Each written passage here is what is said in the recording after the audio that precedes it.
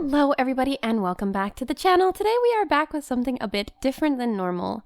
For those of you who know me, you might know that I'm playing a few gachas right now, Wuthering Waves, which I do Let's Plays of, and also Honkai Star Rail, and most recently Persona 5 The Phantom X and Uma Musume.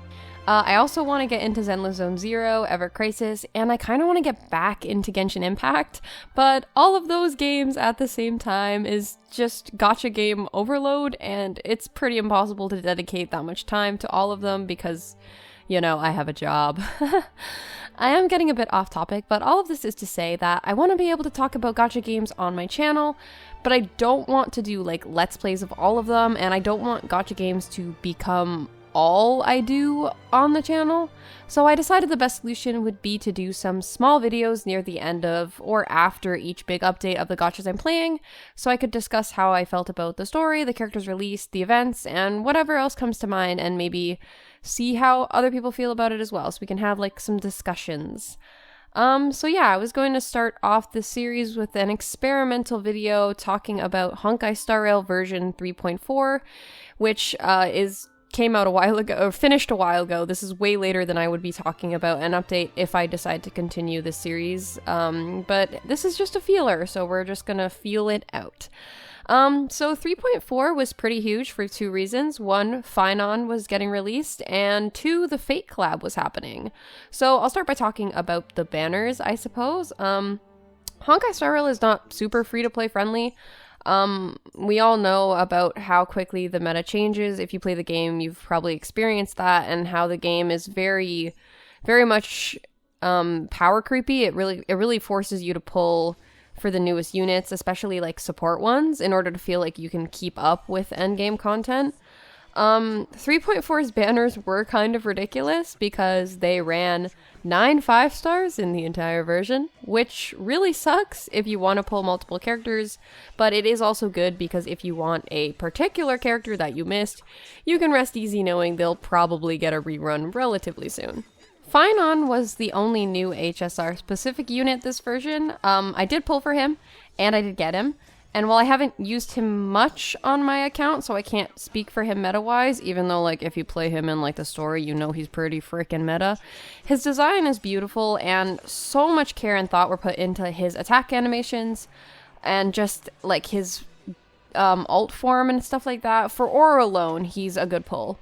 My boyfriend does have and use him as well, and he says he's pretty ridiculous, so outside sources says Finon's nutty. But he was a new DPS, so are we really surprised, and a really lore-relevant one at that, so are we surprised, really, that he's cracked? The only other character I pulled this version was Jing Liu, because she was the last member of the High Cloud Quintet I was missing, and y'all, I wish I was doing this series while I was playing through the Lawfu, because I was and still am obsessed with the High Cloud Quintet, all of their lore. I love Blade, and I would have loved to like get to talk to people as it was coming out, but alas, better late than never. Archer and Saber were also new characters this version, but they were released obviously from the Fate series. They're not Honkai original characters. Archer you got for free, and Saber is a separate banner that is currently unending, so I am just banking pulls into her. She kind of gives me FOMO though, because while I have Alloy on my Genshin account, I know many who don't, and I have a feeling the Fate characters will also be like Alloy, where they will never rerun again, and your account will just never have those characters on them. And that would make me very sad. Speaking of Archer and Saber, let's get to talking about the Fate event. I did it pretty late, like I'm talking like last day of the version late. I saw a lot of mixed opinions about it online before I played it myself, but I have to say, I really did enjoy the story of the event. I found it really cool how they tied the Fate characters into Penacony with the whole, like, summoning past heroes things. I thought that was, like, really creative, and it was also really clever with how it tied into the ending cutscene with you-know-who. I've never seen anything Fate-related, so I can't speak to if the Fate characters specifically were well-written, but I found the cast on the HSR side to be so fun. Aventurine and Boothill are characters that are entertaining enough on their own, but together they just play off each other so well, and contrasting them with like the more serious Archer made for a lot of lighthearted and enjoyable moments. Robin is always a delightful treasure too, and the mystery surrounding the Holy Grail, Grady, and Miss Note, and what's actually happening with all of that was enough to keep me engaged. Not to mention the beautiful cutscenes, and I was just really happy in general to see Penacony and some familiar faces back again. If you know, you know. I feel like revisiting Penacony in any context is always really fun because Penacony is so grand on the surface, but like lurking beneath it, there's so many like secrets and just like bad shit that happens. It's very like, it's like Hollywood, right? So yeah, I love Penacony. Now, while I did enjoy the event, there are a few criticisms I had of it, and we're going to keep this as an honest space, so I want people to be able to be like, yeah, no, I fucking hated that, and here's why. No hate for no reason, but if you have valid reasons, like, I want to hear them. So I will tell you some of the things I didn't like about the Fate event. So, I saw a couple people, other people mentioning this as well, so I'm not the first to say this, but I did find it a bit disappointing that Hoyo couldn't take the extra time to make some unique areas for the collab instead of just reusing the assets for, like, Ides Elysiae from the main story. It's really just like, damn, y'all couldn't have put in just a little extra effort. I understand, like, the saving money aspect, but it's just like, come on, like, people were really excited about this, and, like, we didn't get a single unique area, I'm pretty sure, for this entire event. The only other criticism I had, but please take this one with a massive grain of salt, was the voice acting. I'm a voice actor myself, so I am aware of how much of a hellacious nightmare the VA scene is in North America right now. I really didn't like the half voice, half not in the quest, in particular, like for the Fate characters, just because. And the only reason why I'm saying this is because we knew from very early on that they were not going to have English voice acting in the game at all. So I wish they would have let us have them be in Chinese or Japanese by default and then just have everybody else be in English.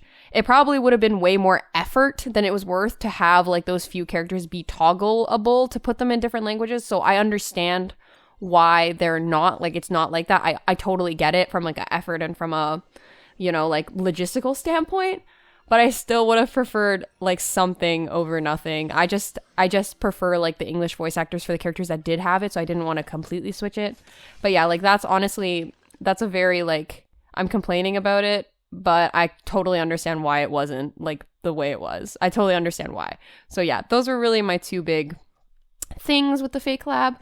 Origami Bird Clash Part 2 was the only other event in this version, and it had us helping Chingsa, who seemed to be possessed. I'm gonna be honest, I kind of skimmed the dialogue for this one, because like I said, I did it the day before the version ended. I don't know if this is controversial, but I'm not a huge fan of Bird Clash. I don't hate it, but it's very whatever for me. I know Boot Hill showed up during this event, and that was the extent that I paid attention for Boot Hill and Argenti. Yeah, the gacha burnout was starting to kick in this version, I'm not gonna lie. And now, onto the main story, which is what I am very excited to talk about. So, I'm going to keep this very vague and spoiler-free. I will have the spoiler section tagged off, so you can rest easy knowing I won't spoil anything until I tell you I'm going to spoil stuff. So, Amphorius took me a while to warm up to, but everything about 3.3 story, especially anything to do with Cypher and Hyacinth, really just piqued my interest and kept me engaged.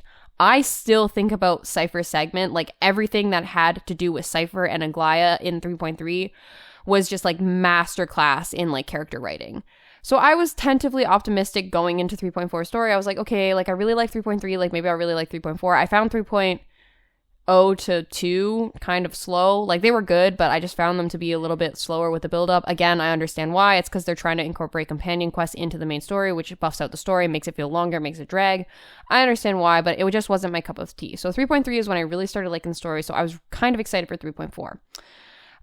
Again, I want to keep these videos a little bit short and mostly spoiler free, so I'm not going to do any in-depth story discussion, but I will say that for 3.4, Cyrene had me very intrigued as both a mystery and a character. So I was looking forward to diving into her segment of the story, not to mention finally getting to see a bit of whatever the frick has been going on with March so far. She kind of got froze and then we kind of left her, and I was like, okay, we're going to see some March stuff. Cool. The story, like 3.4 story as a whole, cleared up a lot of mysteries from previous parts while also adding so many new twists and turns into the story I did not expect. I will say that really the only drawback to 3.4 story, and this is no fault of the game itself, is that HSR people are some of the worst I find when it comes with spoilers online, like tagging spoilers, making sure like people can filter them out and stuff like that. Like I really need to just start deactivating when a new story update drops, because I have the entire thing spoiled for me within 24 hours. So that kind of took a little bit away from 3.4, but that is completely a me problem and not a game problem. Outside of Cyrene March and all of the twists and turns, getting to follow Finon through his journey and actually seeing how much this poor boy has been through, it really recontextualizes his character in previous versions and explains a lot of his thought processes and ideologies. And right here is where I'm going to get into spoiler territory, so you have been warned. So, my boyfriend and I discussed Finon's character a bit prior to the 3.4 update. I believe it might have been during 3.2, but I can't remember specifically. Finon was my boyfriend's favorite character upon release of Amphorius, but by 3.2, he wasn't super keen on him anymore. He still liked him, like, let me be clear, but he wasn't his favorite, and my boyfriend's reason cited was he wasn't a huge fan of characters that have immense amounts of self-doubt and survivor's guilt and blame themselves very heavily over incidences they didn't have control over. He said that Finon was so young when Ides Elysiai's destruction happened that it felt forced that Finon had such strong self-worth issues and blamed himself so much, especially right after the events of everything with Nikador.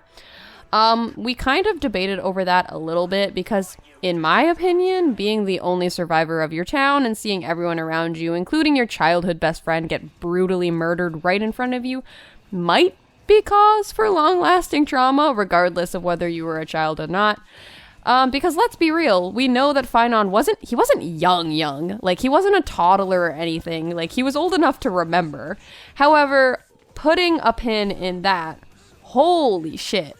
Now that we recontextualize all of Finon's feelings of guilt, of self-doubt, of blaming himself, of just like the survivor's guilt especially, to not being related to just Ides Elysiae, which some people, like my boyfriend, view as something that wouldn't necessarily have long-lasting effects on a character, into the trauma of being the only survivor of millions of time loops, of murdering your friends countless times, all in the name of preventing the destruction of not just your world, but the entire universe as we know it.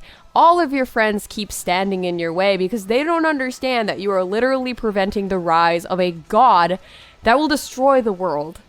Yeah, I can see why Finon feels a little bit hopeless sometimes.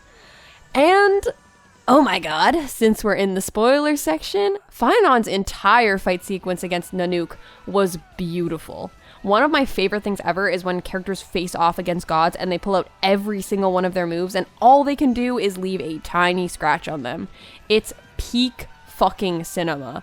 Not to mention, the scratch Nanook had on his face is healed before Finon even takes his last breath. Like, he did absolutely nothing against this Eon, but by god did he look cool doing it. And this is with the power of, like, I don't even remember the number of core flames, whatever 33,500 something times 12 is. Like, that's how many core flames this guy had, and he still did nothing against Nanook. Like, that's fucking power scaling right there. Holy shit. All right. That is the end of the spoilers, and that is also kind of all I really have to say about 3.4 just off the top of my head. I'm building my Finon right now, so I'm super excited to keep building him as I dive into 3.5's story. I hope everyone's Hycelins pills have gone or are going well. I wish you all the best, and I will catch you on the next one.